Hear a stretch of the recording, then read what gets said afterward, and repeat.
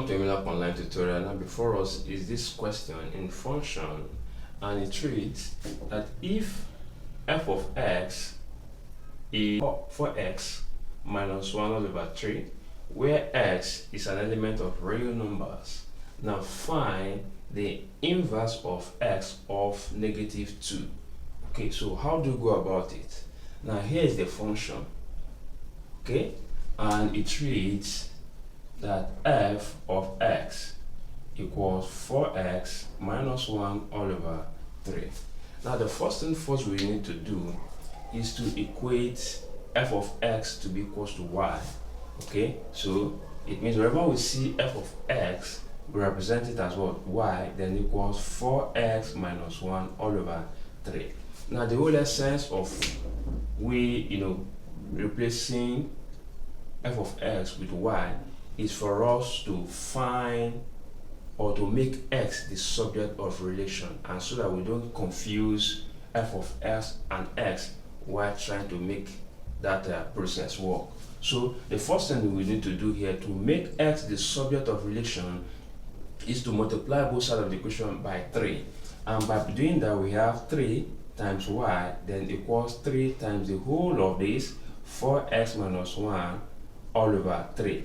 So at this point, this 3 will undo this 3. We are left with 3y, then equals 4x minus y. The next thing we need to do here now is to add 1 to both sides.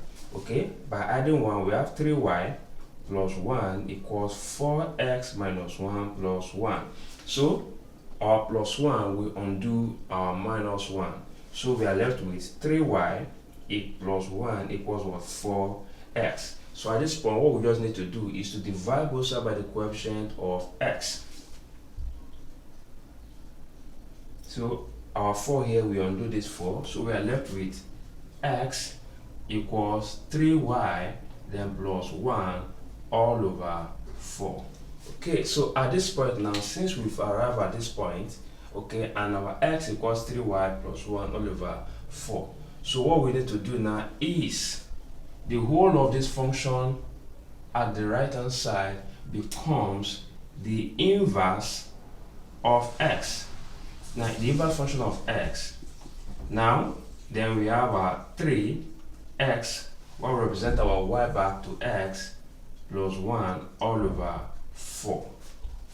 Okay, now here is now the inverse function of x. So take note, we have to find the inverse function of negative 2. So it means that we have to replace our x with negative 2. So wherever we see x in this, we plug in 2. So here we have 3 into negative 2 plus 1 all over 4. So here we have 3 times negative 2, that will give us negative 6 plus 1 all over what? 4.